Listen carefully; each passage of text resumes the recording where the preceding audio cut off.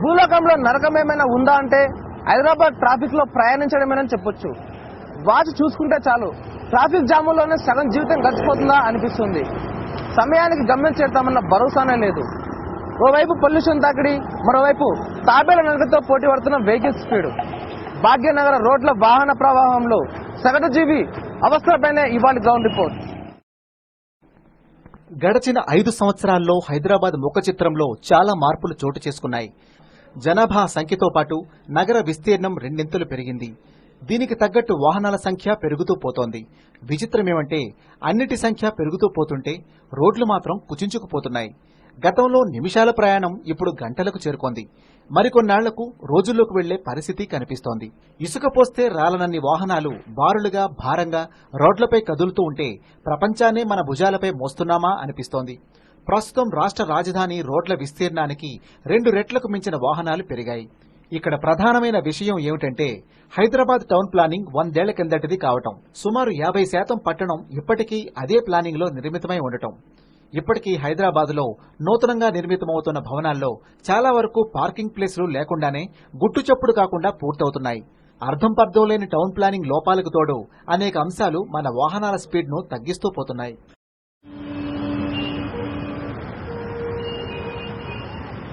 నేను దిల్సుఖ్ నగర్ నుంచి బంజారాస్ లో ఉన్న మా ఆఫీస్ కు వెళ్లేందుకు 2 గంటల సమయం పడుతుంది. 18 ట్రాఫిక్ సిగ్నల్స్ ఎదుర్కోవాలి.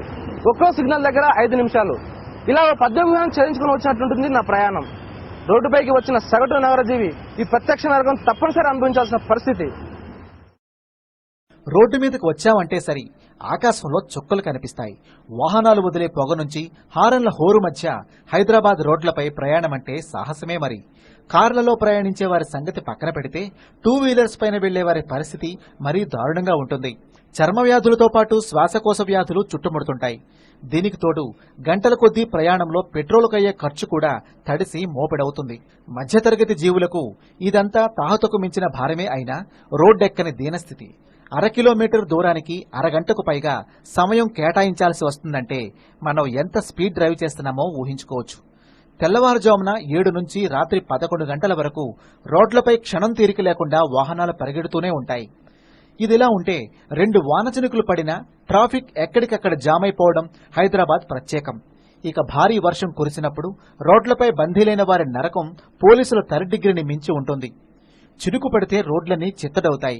ప్రజలకు అనుగుణమైన ప్రజా రవాణా వ్యవస్థ లేకపోవడం మూలంగానే వ్యక్తిగత వాహనాలు పెరిగాయంటున్నారు రవాణా అధికారులు.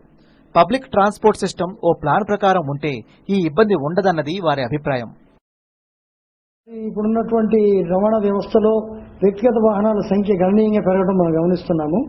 వీటికి ముఖ్య కారణము ప్రజలకు రవాణా అవసరాలకు అనుగుణంగా మరి ఈ ప్రజా రవాణా వ్యవస్థ ఎక్కువగా పెరగకపోవడానికి కారణమని చెప్పేసి చాలా మంది నిపుణులు కానీ మనము స్టడీ చేసిన పద్ధతిని బట్టి కూడా తెలుస్తూ ఉంది.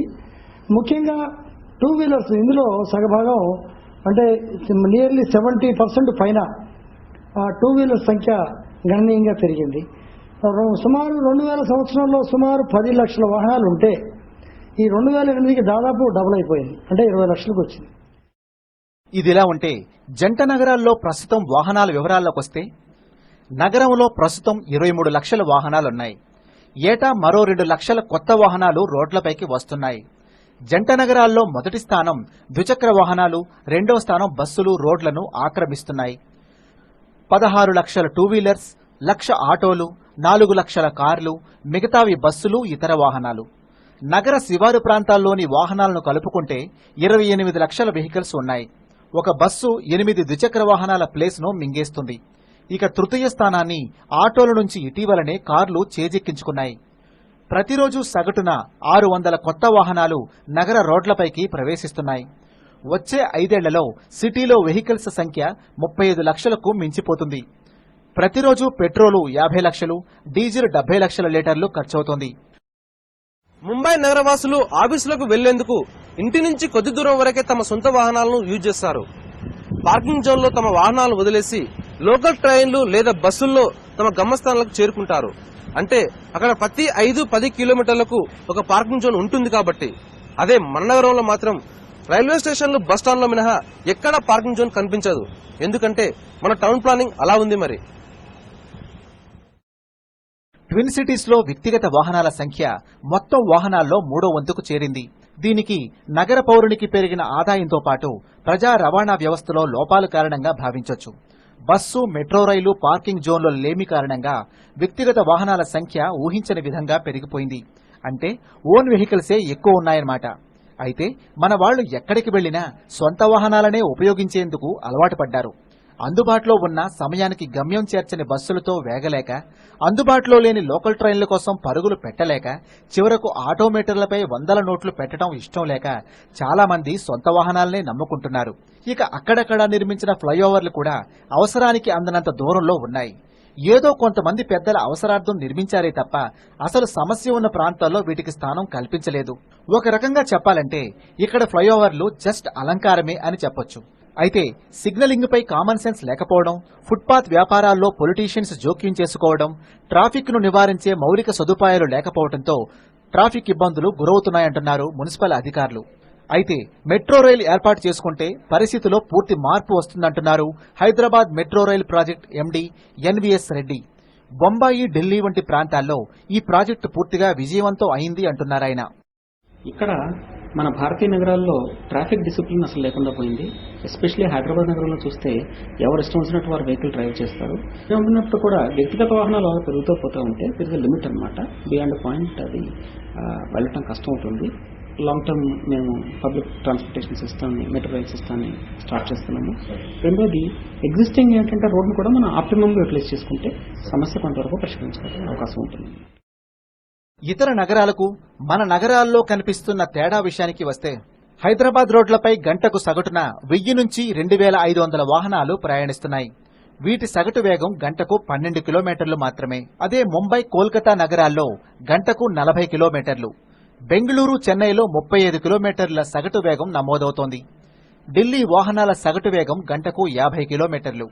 హైదరాబాద్ రోడ్లపై వెళ్లే 100 వెహికల్స్ లో 65 సొంత బండ్లే ఉంటాయి. ఇతర మెట్రోపాలిటన్ సిటీల్లో 70% ప్రయాణికులు లోకల్ ట్రైన్స్, బస్సులు, టాక్సీలు వాడతారు. ముంబై, కోల్కతాల నగర విస్తీర్ణంలో 18% భూమిని రోడ్లకు కేటాయించారు. హైదరాబాద్ విస్తీర్ణంలో కేవలం 6% రోడ్లు మాత్రమే ఉన్నాయి. ఇది చాదర్ఘట్ నుంచి మోయిన్జాయ్ మార్కెట్కి వచ్చే రోడ్డు. ఆ మూల నుంచి ఇక్కడ చేరుకోవాలంటే అరగంటకు పైగా సమయం పడుతుంది. ఉదయం 7 నుంచి రాత్రి 10 గంటల వరకు ఇటువైపు నుంచి వచ్చే వాళ్ళందరికీ ఇక్కడ బాధ ఎలా ఉంటుందో అనుభవమయ్యే ఉంటుంది. చూస్తున్నారుగా, ఇక్కడ వ్యాపారం అంతా రోడ్డు మీదే సాగుతుంది. ఏమీ చేయలేక, చెప్పలేక, ప్రత్యామ్నాయ రూట్ లేక కాసుంత సందు దొక్కితే చాలు వెళ్లిపోవాలన్న ప్రయత్నంలో ఉంటారు ఇటు నుంచి వెళ్లే వాహనదారులు. ఇక భాగ్యనగరంలో ఫుట్పాత్ వ్యాపారులు చాలా powerful. Local politicians, municipal, traffic police సిబ్బంది వీరికి చాలా ఇష్టమైన మనుషులు కాబట్టి వారిని కదిలించే ధైర్యం, దమ్ము ఎవరికీ లేదు. పట్టపగలు రోడ్డు మీదకు వచ్చి వ్యాపారాలు చేసినా వారిని అడిగే దిక్కే లేదు. సికింద్రాబాద్, మెహదీపట్నం, ఇమ్లీబన్, నాంపల్లి, దిల్సుఖ్ నగర్ ఇలా చెప్పుకుంటూ పోతే హైదరాబాద్లోని చాలా ప్రాంతాల్లో ఈ వ్యాపారులదే పైచేయిగా ఉంటుంది. పెద్ద పెద్ద షాపింగ్ కాంప్లెక్స్లు, మార్కెట్ ప్లేస్లలో పార్కింగ్ కంటూ ప్లేస్లే లేవు. ఇక అబిడ్స్ వంటి ప్రాంతాల్లోని వ్యాపారులు తమ వాహనాలను రోడ్లపైనే పార్క్ చేస్తారు. ఇలా పబ్లిక్ రోడ్లన్నీ చాలా ప్రాంతాల్లో పర్సనల్ రోడ్లయ్యాయి. మున్సిపల్ సిబ్బంది, ట్రాఫిక్ పోలీసుల సాయంత్రపు చేతివాటంతో ఫుట్పాత్ వ్యాపారాలకు తిరుగు లేకుండా పోయింది. ట్రాఫిక్ లో మాత్రం చాలా జామ్ అయిపోయి ఇబ్బంది చాలా అవుతుంటుంది. ఇక్కడ నుంచి ఈ ఫ్రూట్స్ మార్కెట్ కి చాలా ఎఫెక్ట్ అయిపోయింది. ఇక్కడ ట్రాఫిక్ చూడండి ఎంతమంది మార్కెట్ కాడ. ఈ మార్కెట్ ఈ చౌరస్తా నుంచి పార్గా అవతలకి పోవాలంటే అంటే కనీసం ఒక ½ అవర్ పడుతుంది అక్కడ నుంచి ఇక్కడ రావడానికి ఒక్కోసారి. అదే అనమాట, మొత్తం ఈ ఫ్రూట్స్ దిక్కించే ఎఫెక్ట్ అవుతుంది. ఈ ఫ్రూట్స్ దానికి చాలా ఎఫెక్ట్ అయిపోయింది పబ్లిక్. ఇక్కడ జామ్ డైలీ, ప్రతి రోజు జామ్ అవుతుంది ఇక్కడ ట్రాఫిక్ డైలీ. హైదరాబాద్ ట్రాఫిక్ లో మనం మొదటి బాధితునే మర్చిపోయాం. అతను ఎవరో తెలుసా? Traffic constable. ఉదయం నుంచి సాయంత్రం వరకు వాహనాల రణగోణ ధనుల మధ్య పొల్యూషన్ మింగేస్తూ వీళ్ళు డ్యూటీని చేస్తుంటారు. ఇంత చేసినా మన వాళ్ళు గ్రీన్ సిగ్నల్, రెడ్ సిగ్నల్లకు రివర్స్ లో వెళ్తుంటారు. ఎందుకంటే రోడ్డుపై పరిస్థితి అలాగే ఉంటుంది. మరి హైదరాబాద్ లో ప్రస్తుతం ఉన్న ట్రాఫిక్ పోలీసులు గాని, అలాగే ట్రాఫిక్ సిగ్నలింగ్ వ్యవస్థ గాని ఏమాత్రం సరిపోవు. ఇప్పుడున్న వ్యవస్థకు కనీసం 3 రెట్ల మార్బలం తప్పనిసరి. హైదరాబాద్ లో కనీసం 120 జంక్షన్లలో నిరంతరం ట్రాఫిక్ పోలీసుల పర్యవేక్షణ ఉండాలి గాని ఇక్కడ అంత సిబ్బంది లేదు. ప్రతి నెల రెవెన్యూ టార్గెట్లను ఛేదించేందుకు చలాన్లతోనే వీరు తలమునకలవుతున్నారు. పాతబస్తీ వంటి ప్రాంతాల్లో ట్రాఫిక్ రూల్స్ అన్ని రివర్స్ లో సాగుతూ ఉంటాయి. ఇక్కడి ప్రయాణికులను ముట్టుకున్నా పట్టుకున్నా కష్టమే. అనేక ప్రాంతాల్లో సిగ్నల్ దగ్గర పోలీస్ కనిపించకపోతే చాలు ట్రాఫిక్ అంతా అస్తవ్యస్తం అవుతుంది. సిగ్నల్ కు నలువైపులా వాహనాలు నిలబడిపోతాయి. ట్రాఫిక్ పోలీసుల పరిస్థితి ఎలా ఉంటుందో వారి మాటల్లోనే విందాం. మూవ్మెంట్ ఎక్కువ ఉండడం వల్ల తర్వాత కొంతమంది 2 వీలర్స్ కానీ 4 వీలర్స్ కానీ రాంగ్ సైడ్ రావడానికి ప్రయత్నం చేస్తారు. అలాంటప్పుడు ట్రాఫిక్ మొత్తం జామ్ అవుతుంది. తర్వాత ట్రాఫిక్ పోలీస్ కనిపించకుంటే చాలు ప్రతి ఒక్కరు వైలేషన్ చేయడానికి ప్రయత్నం చేస్తారు.